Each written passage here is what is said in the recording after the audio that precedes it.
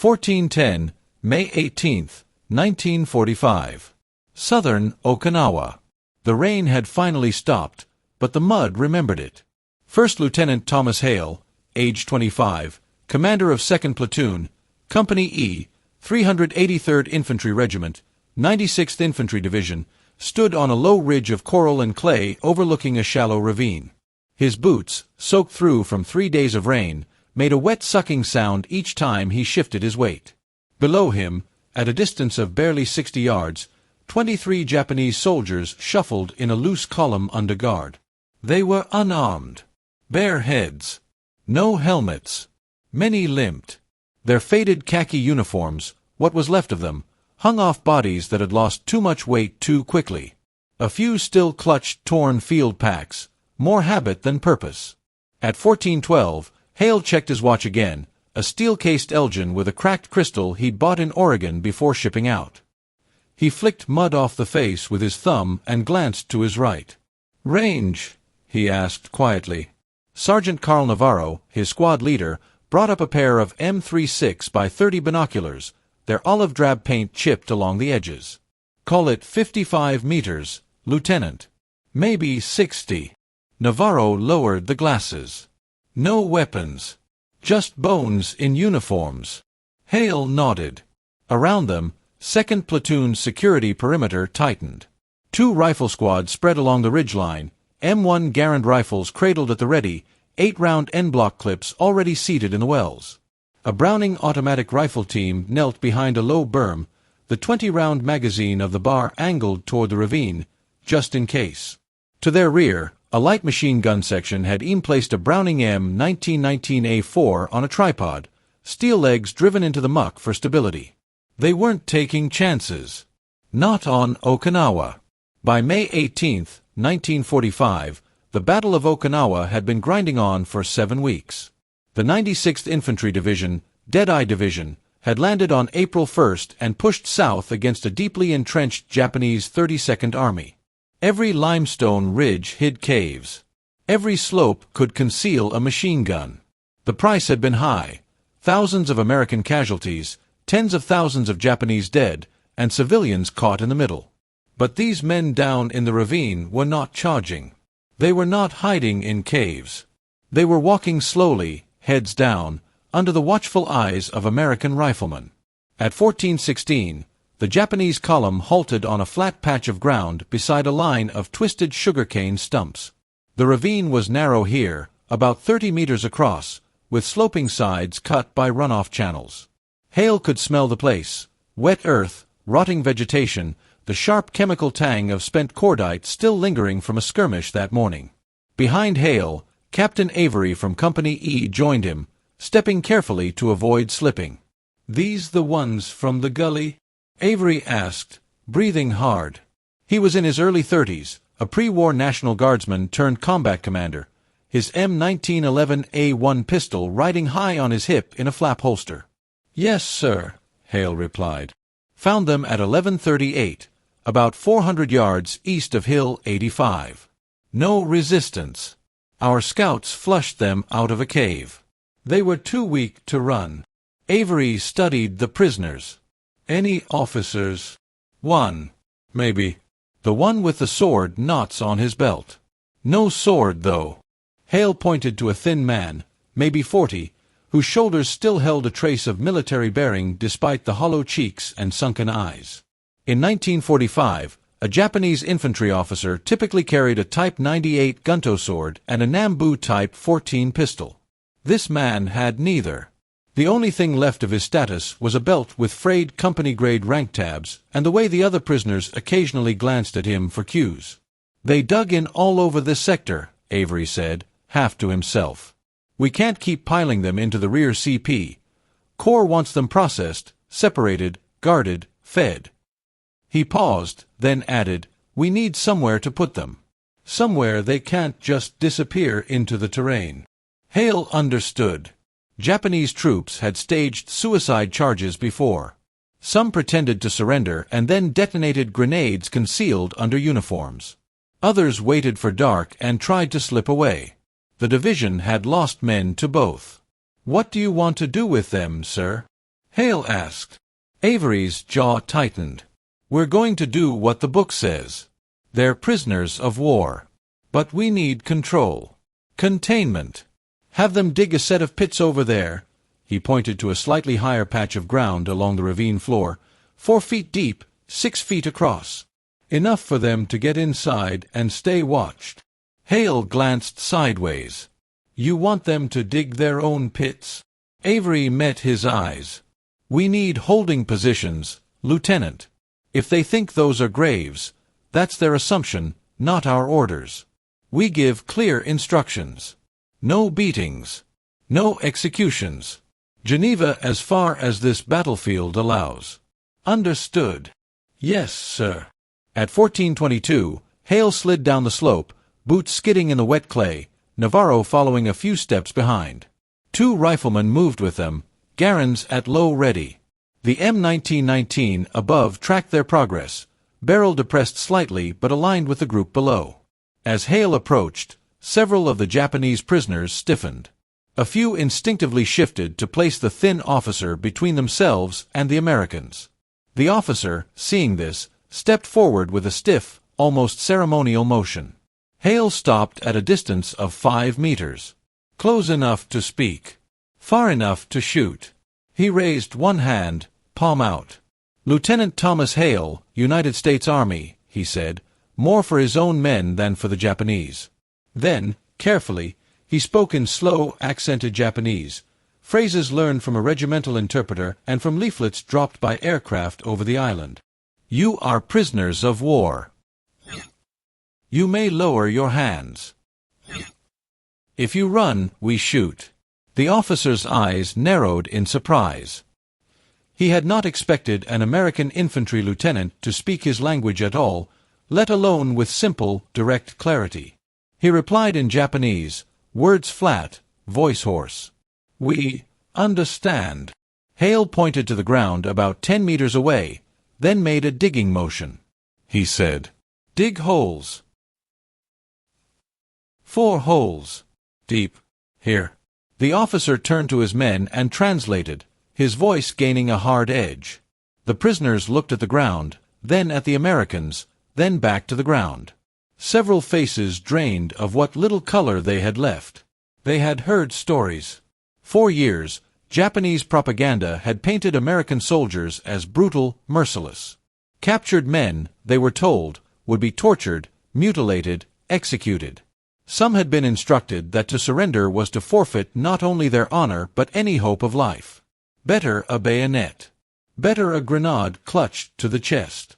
Now, ordered to dig holes under American guns, they drew the most obvious conclusion. Graves. At 14:29, the first entrenching tools bit into the wet soil. The Japanese had few shovels left. Most had been abandoned in the caves or lost weeks earlier. They used rusty Type 95 entrenching tools, small folding spades with short wooden handles, designed for digging foxholes, not mass pits. Others clawed at the earth with bare hands or scrap metal. Hale stood back, expression unreadable, rain jacket unbuttoned, M1 carbine slung across his chest. The carbine, an M1 with a 15-round magazine of .30 carbine ammunition, weighed just under 5.2 pounds, lighter than the Garands his men carried but with less stopping power. He liked it for the way it let him move quickly between squads. Navarro leaned close, voice low. You see their faces, Lieutenant? They think we're about to line them up. I see it, Hale said. Are we going to tell them different? Not yet. Hale's answer wasn't cruelty. It was calculation. Panic could make desperate men do stupid things. If they believed the holes were graves, they would focus on digging, not on escape. The perimeter would stay secure. No one would bolt toward the ridge and force Americans to shoot men who could barely stand. Above, on the ridge, the bar team shifted positions, ensuring clear fields of fire. The assistant gunner checked the ammunition, 2 extra 20-round magazines taped together, plus 4 more in pouches on his belt. A single 20-round magazine of .30-06 could be emptied in under 3 seconds on full auto. They would not fire unless ordered, but the weapon's mere presence was a warning. By 15:11, the first pit reached 3 feet. The prisoners' movements had slowed. Muscles cramped. Some staggered, pausing to straighten their backs. One man collapsed to his knees, panting, then forced himself up when the officer barked a command. Hale watched the officer more than the others. Here was the hinge of this moment, he thought, the man who believed, with all his training and all his indoctrination, that he and his soldiers were about to die at the hands of barbarians. And Hale knew something the officer did not. These pits were not graves. They were the beginnings of a promise, one made in doctrine, in briefings, in the worn mimeographed pages of the Army's field manuals. Prisoners would be secured. Prisoners would be treated as human beings, as far as the chaos of war allowed. At 15:23, as the 4th pit neared depth and the men's shoulders shook with exhaustion, Hale checked his watch again and made a decision. "Sergeant," he said, "get the interpreter down here, and have the aid station send food. C-rations. Water. As much as we can spare." Navarro blinked. "You gonna tell them what this is really for, sir?" Hale nodded once. "Yeah, it's time." 1531, May 18th, 1945. The interpreter, Technician 5th Grade Daniel Kwan, slid down the ravine slope with more enthusiasm than grace, his M1 carbine bumping against his chest. He was 22, son of Chinese immigrants from San Francisco, and he had already served on Leyte and Luzon. His Japanese was not perfect, but it was better than anything else 383rd Infantry had within a mile. "You wanted me, Lieutenant?" Kwan asked, pushing his glasses back up the bridge of his nose. The frames were taped on one side with green friction tape. Shrapnel had chipped them 2 weeks earlier. Hale pointed to the prisoners, who were now standing unsteadily around the 4 half-finished pits. The holes were roughly 4 feet deep and 6 feet across, walls slick with wet clay. The men who had dug them leaned on each other, chests heaving, uniforms dark with sweat despite the cool, damp air. "Tell their officer this," Hale said. "These pits are not graves. They are holding positions. They will not be executed. They will be fed. They will be treated as prisoners of war under the laws of war. If they cooperate, they live." Kwan nodded, thought for a second, then stepped forward. The Japanese officer watched him approach, eyes narrowed. His hands shook slightly, but he hid them behind his back. In clear, measured Japanese, Kwan spoke. He said, "You will not be killed. These holes are not graves. This is a temporary holding site. You will receive food and water. If you cooperate, you will live to see the war end." For several seconds, nothing moved. No one spoke. The only sound was the soft, persistent drip of water from the ravine walls and the distant rumble of artillery somewhere to the south. Then, very slowly, the officer's shoulders sagged. His eyes, which had been fixed in a defiant glare, flicked from Kwan to Hale, then to the ring of American rifles on the ridge above. "You say, 'No execution'?" he asked in halting English. Kwan translated Hale's firm answer. "No execution. You are prisoners. The war will decide the rest." A murmur rippled through the Japanese ranks. One man covered his face with both hands, shoulders shaking, not from fear now, but from an emotion he could not show openly. Another stared blankly at the pits, as if his mind could not shift gears quickly enough to accept the new information. For months, they had been taught that capture meant death. For days, they had expected that death to arrive at any moment. Now, suddenly, these Americans talked about rules, about laws, about survival. At 1537, a supply detail arrived from the rear.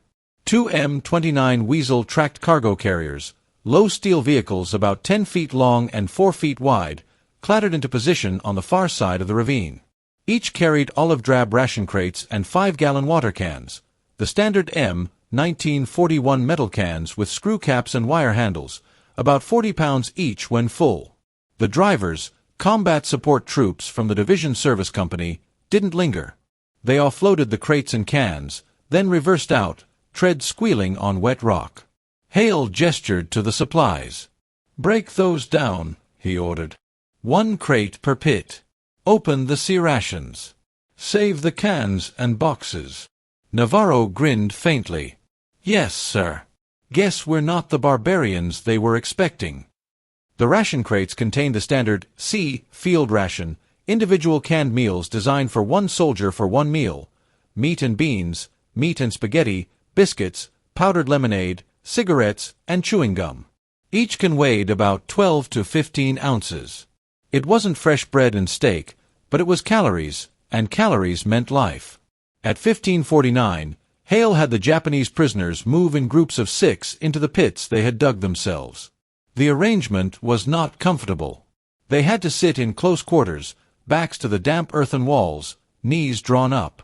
But from each pit, there was only one way out, and that route passed under the eyes and rifles of American guards. Quan addressed them again, explaining the rules. They would receive food twice a day, water 3 times if supplies allowed. No one would be beaten for obeying orders. Anyone who tried to escape or attack guards would be shot. The officer listened, then turned and repeated every word, adding his own emphatic comments. When he finished, he bowed slightly, not a deep, formal bow, but just enough to mark recognition of a reality he couldn't change. At 1603, the first ration cans were passed down. American guards used bayonets and P-38 can openers to punch holes in the lids. The smell of processed meat, beans, and fat drifted across the ravine. Some of the prisoners stared at the food as if it were a trick.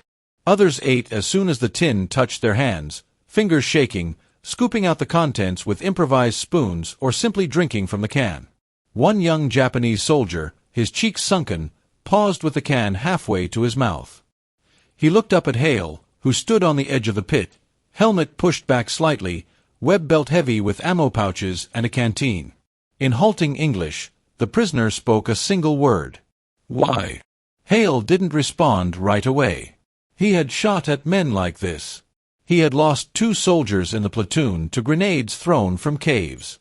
He had seen what Japanese bayonets had done to American bodies. But doctrine was clear. Training was clear. And somewhere underneath the fatigue and anger and the constant proximity of death, something else remained, something he'd grown up with in Oregon, far from the Pacific. Quan translated the question. Hale answered slowly, choosing words that could survive translation. "Because we are not you," he said. "Because our orders say prisoners are not targets. Because someday this war ends, and we have to live with what we did." Quan relayed this in Japanese. The prisoner frowned, trying to parse the idea. In his world, mercy was weakness. Surrender was worse than death. Yet here he sat, alive, eating enemy food, under enemy guns, and no one had put a bullet in his head. For him, and for many of the men in those pits, this would be the first crack in the wall of stories they'd been told about Americans. By 1720, the immediate work was done. The pits were occupied. The perimeter was secure. Guards rotated in 4-hour shifts. Each guard team had 1 man with an M1 Garand, 1 with a carbine, and access to the M1919 on the ridge if anything went wrong. Hale reported back to Captain Avery at the company command post, a scraped-out position behind a low ridge marked with an inverted ration crate and a field telephone wired to the battalion net. "You turned graves into cages and stocked them with food," Avery said after hearing the report. "Not bad for an afternoon's improvisation." "Sir," Hale said quietly, "you really think Corps will keep doing it this way? Rations are tight. Casualties are high. People are angry." Avery scratched at the stubble on his chin. "Doesn't matter what I think. The manual is the manual. FM 27-10. Rules of land warfare. Prisoners get food, water, shelter. As long as we can read English and keep a chain of command, that's the way it is." He looked Hale in the eye. "And you'll enforce it, Lieutenant, whether you like those men down there or not." Hale thought of the hollow faces, the officer's bowed head, the question, "Why?" floating between them. "Yes, sir," he said. In the weeks that followed, similar scenes played out again and again across the southern half of Okinawa. As Japanese resistance finally began to crack in late May and early June, more and more prisoners surrendered, some willingly, others pulled from caves by flamethrowers and demolition charges, barely alive. Temporary holding pits became a grim yet effective solution. They were easy to dig, easy to guard, and, most importantly, easy to supply. Rations could be delivered in bulk. Water could be poured from 5-gallon cans into canteens and mess tins. Medics could move from pit to pit, checking for wounds, infection, or disease. For the Americans, it was logistics. For the Japanese, it was a shock. Many had expected their captors to be monsters. Instead, they encountered something harder to understand: a system, rules, procedures, an almost bureaucratic approach to handling men who, only hours earlier, had been trying to kill them. For First Lieutenant Thomas Hale, those weeks would become a defining chapter of his life, a test not of marksmanship or maneuver, but of restraint. He had been trained to close with and destroy the enemy. Now he had to do something more complicated. He had to accept that the enemy, once disarmed and starving in a pit he himself had ordered dug, was no longer an enemy at all. He was a responsibility. 9/17, June 22, 1945. South of Yanabaru, Okinawa. The battle for Okinawa was officially over. The last organized Japanese resistance had collapsed the day before. But for First Lieutenant Thomas Hale, the war on the ground did not end with a ceasefire. It shifted. He stood beside a narrow coral road as a column of prisoners shuffled past under guard. There were more now, dozens, then hundreds, streaming in from caves, ravines, and half-collapsed bunkers. Some walked under their own power. Others were carried on makeshift stretchers made of bamboo poles and shelter halves. At 9:19, Hale counted another group: 42 men, 1 officer, 3 non-coms, the rest enlisted. He marked the tally in a small, sweat-warped notebook he carried in his left breast pocket. Each group got a line: time, approximate strength, condition, direction of arrival. Navarro, now promoted to staff sergeant after the last platoon sergeant caught a mortar fragment, watched the prisoners with narrowed eyes. "Never thought I'd see this many Japs with their hands up," Navarro muttered. 6 months ago we'd have said this was impossible." 6 weeks ago I'd have said the same," Hale replied. The prisoners were thinner than ever. Some weighed no more than 40 or 45 kilograms. Their uniforms, originally cotton or wool blends meant for temperate climates, hung in tatters. Only a few still wore helmets, Type 90 steel helmets with leather liners, many dented or cracked. Most had wrapped their heads in towels or torn shirts. At 9:26, a truck convoy approached from the rear, a line of 2.5-ton GMC CCKW cargo trucks, the standard deuce-and-a-half transport that kept the U.S. Army moving. Each truck could carry up to 5,000 pounds of load, or about 20 to 25 fully equipped soldiers. Today, they were configured for prisoner transport. The plan was simple: collect prisoners at forward collection points, move them by truck to division holding areas, then transfer them to corps-level camps closer to the beaches. From there, ships would eventually carry them to rear areas or to formal POW camps in the Marianas. Simple on paper. Complicated in mud, heat, and human exhaustion. At 10:03, Hale rode in the back of one of the trucks, wedged between his own men and a group of 30 Japanese prisoners. The truck bed had wooden benches along the sides, but there weren't enough seats for everyone. Some prisoners sat on the steel floor, backs against crates lashed to the side rails. An American guard, Private First Class Mills, sat near the tailgate, an M1 Garand across his lap. The safety was on, but the rifle was loaded, 8 rounds of .30-06 in the magazine, plus another 16 in 2 cloth pouches on his belt. "Keep the barrel down, Mills," Hale said over the engine noise. "Last thing we need is an accidental discharge in a rolling steel box full of prisoners." "Yes, sir," Mills replied, adjusting the rifle so the muzzle pointed toward the floor. Across from Hale, the same Japanese officer from the ravine pits sat with his back against the wooden slats. In the weeks since his capture, Hale had learned his name: Captain Fujita Kenji, formerly of the 22nd Independent Mixed Brigade. age 41.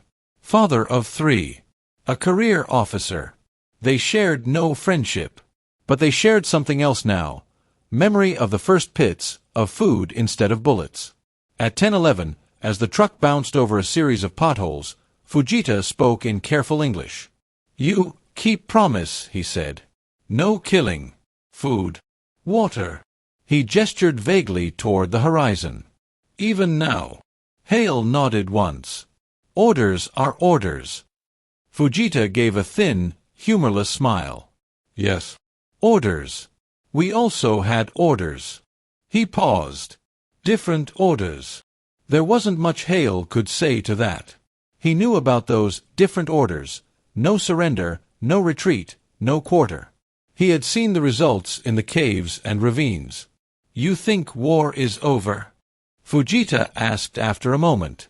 "On this island," Hale said. "Not everywhere." He didn't mention the rumors, a possible invasion of the Japanese home islands, Operation Downfall, casualty estimates that ran into the hundreds of thousands. That was above his pay grade. His world was simpler, enemies in front, orders in hand, men to keep alive. But even in that narrower world, something had changed. By July 9, 1945, the 96th Infantry Division sector had been largely quiet for weeks. No more organized attacks. No more bonsai charges. The division's daily activities now revolved around patrols, mine clearing, and, more, prisoner management. At 8:40 that morning, Hale toured one of the larger Corps POW camps near the East Coast. The camp was a rectangle of flattened coral, about 300 meters by 200, surrounded by double rows of barbed wire. Guard towers stood at the corners, each with a sandbag platform and a machine gun, usually an M1919A4 on a pintle mount. Inside the wire, prisoners lived in rows of canvas tents, U.S.-issue wall tents and pyramidal tents repurposed for Japanese use. Each tent housed 10 to 12 men. Latrines had been dug at the far end of the compound, slit trenches with wooden seats set over them, lime barrels standing nearby to cut the smell. A medical section operated under a large red cross-marked tent near the entrance, treating everything from dysentery to malaria. The medics had limited supplies, sulfa drugs, bandages, a few vials of penicillin, but they used what they had. A captain from Corps G2, Intelligence, walked Hale through the procedures. At intake, we searched them for weapons, documents, maps, diaries, the captain explained. We tag each prisoner, assign him a number, take down name, rank, unit, serial if they'll give it. Then they get placed in a tent by category: officers, non-coms, enlisted. We separate Koreans when we can identify them. Interrogations, Hale asked. Conducted in a separate tent. No beatings. No torture. We want information, not corpses. You'd be surprised what some of them will volunteer once they figure out we're not going to shoot them. Hale wasn't surprised anymore. He'd seen it on a smaller scale in the ravine and in later pits. Men who, once they believed they would live, started talking about food, home, family, and eventually, what they knew about their units. At 9:12, Hale stopped near one of the inner fences and watched a work detail. Under guard, a group of prisoners loaded trash and scrap wood onto a two-wheeled cart. An armed American walked beside them, his M1 slung in front, muzzle angled toward the ground but ready. Labor details help keep them busy, the G2 captain said. Idle men cause trouble. Working men sleep at night. Hale nodded. He thought back to that first afternoon in May, to the moment he'd ordered Quan to tell the prisoners the pits weren't graves. That decision had been instinct, part training, part conscience. Now, he saw the pattern reflected in a much larger system. A lot of people back home think we should just let them starve, the captain went on. Or worse. You know how it is. They read about Pearl Harbor, Bataan, the kamikazes. He shrugged. But we have our own doctrine. Our own way. That's what separates armies from mobs. For Hale, the words landed with a weight he hadn't expected. Doctrine. Way. Those were abstractions. Yet the pits had been anything but abstract. They had been wet, muddy, cramped. They had smelled like fear and canned meat. And they had forced him to decide, again and again, whether he believed in the rules printed in FM 27-10, or only in survival. August 15th, 1945. 12:03 local time. Word reached Okinawa quickly. Japan had accepted the terms of the Potsdam Declaration. The Emperor had spoken. The war, at least in theory, was over. In a makeshift company area, soldiers of Company E clustered around a field radio as a lieutenant from division headquarters relayed the news. "That's it," Navarro said, exhaling slowly. "We don't have to invade the mainland. We're going home." Hale stared at the dirt at his feet. Home. The word felt distant. There was still work to do. POW camps needed guards. Records needed to be corrected. Men needed to be shipped back, American and Japanese. At 14:40 that afternoon, Hale walked alone to the edge of the ravine where, 3 months earlier, he'd ordered the first pits dug. The holes were long gone, filled in and overgrown with new grass and scrub. The ground seemed smaller now, less threatening. Just another contour on a map. He stood there for a long time, hands resting on his web belt, helmet hanging by its chin strap from his left hand. He thought of the first Japanese soldier who had asked, "Why?" He thought of his own answer, "Because we are not you. Because our orders say prisoners are not targets." At the time, it had felt like something he said to convince himself as much as the man in the pit. Now, with the war's end announced, he realized it had become something else. Not just an order. A line. A line he had chosen not to cross. In late September 1945, Hale rotated off Okinawa. At 9:05 on the 27th, he boarded an LST, landing ship, tank, along with elements of the 96th Division bound first for the Philippines and then, eventually, home. On the tank deck, men lay on their packs, smoking, playing cards, or just staring at the hull overhead. The air smelled of diesel fuel, sweat, and seawater. Somewhere below, the engines thumped steadily, pushing the blunt-nosed ship through the waves at about 10 knots. Hale leaned against a support stanchion, a duffel bag at his feet. Inside the bag, between rolled clothes and a crumpled field jacket, lay his notebook, the one filled with dates, times, and numbers of prisoners processed. He could have thrown it away. The war was over. No one would ask about the pits in that ravine. But he kept it. Because he knew, even then, that someday someone would ask how men had behaved when they didn't have to. And he wanted to remember that, on one island in one brutal campaign, a platoon of tired American infantrymen had been given a choice. And they had chosen to feed the enemy. 10:42, February 3rd, 1946. Fort Lewis, Washington. Snow clung in thin strips along the edges of the parade ground. The war in the Pacific had been over for nearly 6 months, but muskets of memory didn't stack as neatly as rifles in Iraq. First Lieutenant, soon to be Captain, Thomas Hale stood in a long line of men wearing Class A uniforms, olive drab wool, ribbons pinned above the left pocket. His ribbon bar was modest compared to some, Combat Infantryman Badge, Bronze Star, Purple Heart, campaign ribbons for Leyte and Okinawa. In his right hand, he held a manila envelope containing his separation papers. In his left breast pocket, he still carried the small notebook from Okinawa. At 10:57, a clerk with ink-stained fingers called his name. "Hale, Thomas R.," the clerk said. "You're clear to muster out or sign on for regular army. Your choice, Lieutenant." Hale hesitated. He thought of home, of Oregon rain, of sawmills, of his parents' small house in Albany. He thought of sleeping without boots on, of days without artillery in the distance.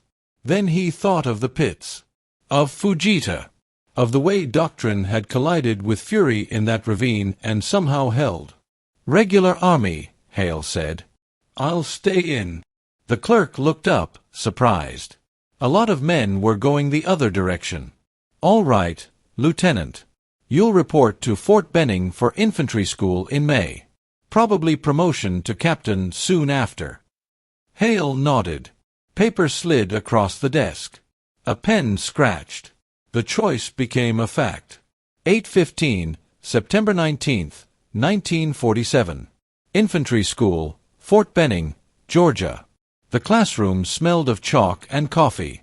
Ceiling fans turned lazily overhead, moving warm southern air that never seemed to cool. On the blackboard, in white block letters, someone had written, "Law of Land Warfare, Treatment of Prisoners of War." Captain Thomas Hale stood at the front of the room in khaki, a stack of field manuals and mimeograph case studies on the desk behind him. Facing him were 30 officers, lieutenants and captains, most combat veterans, some fresh from occupation duty in Germany or Japan. At 8:19, Hale picked up a copy of FM 27-10, the same field manual that had hovered in the background of his decisions on Okinawa. "This is not optional reading," he said. "This is doctrine. Same as a fire plan, same as a defensive position. Today we'll talk about what happens after the enemy stops shooting." He walked them through the basics: the status of prisoners, obligations for food and shelter, prohibitions on summary execution and mistreatment. Then he turned to a new document, one still in draft form. "In a few years," Hale said, tapping the stack of papers, "you're going to see updated international law. They're calling it a new convention on prisoners of war. Some of what's in here will become binding on us. Some of it is already how we operate." He did not talk about abstract morality. He talked about control. "You've seen what chaos looks like," he told them. "Men tired, angry, hungry.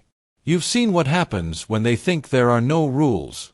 Our job is to keep the rules alive. Not because the enemy deserves it, but because if we lose the rules, we lose ourselves as an army." At 9:03, one of the lieutenants raised a hand.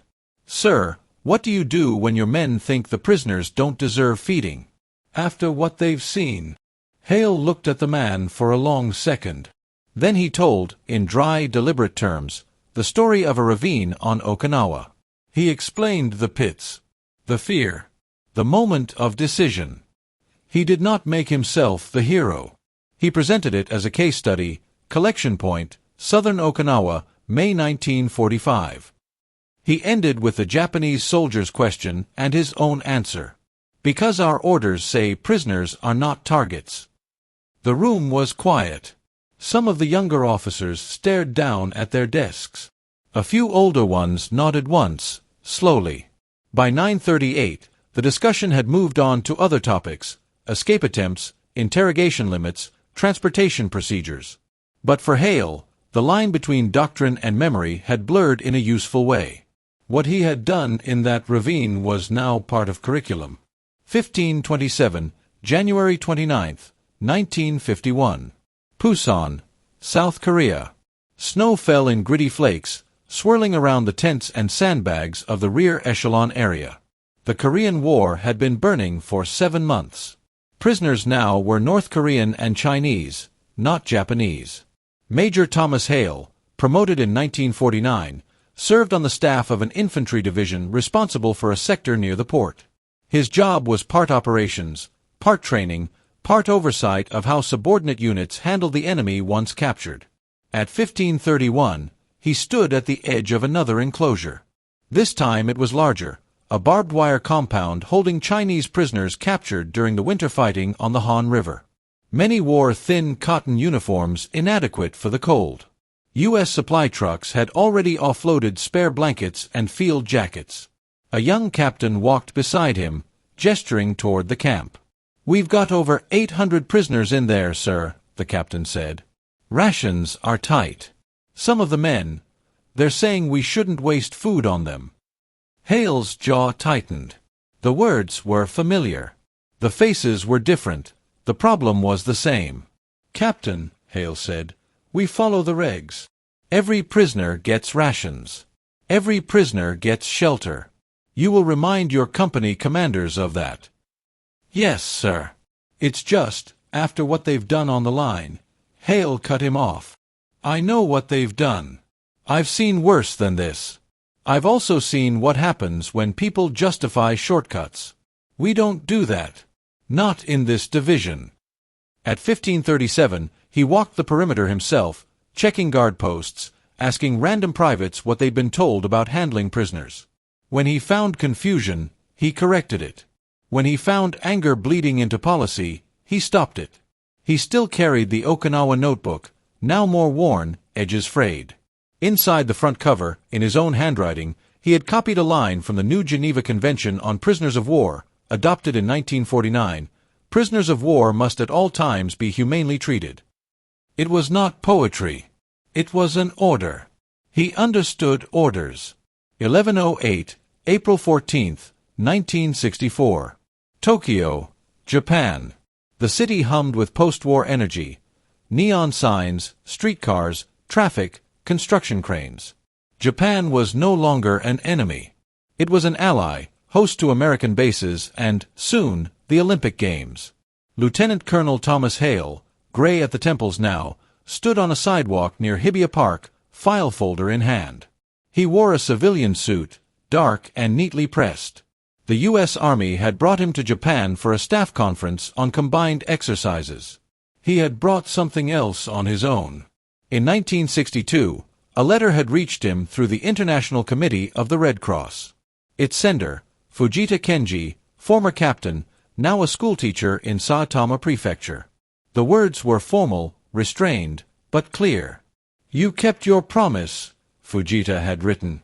"I returned to my family. My children live because you did not do what our leaders told us you would do.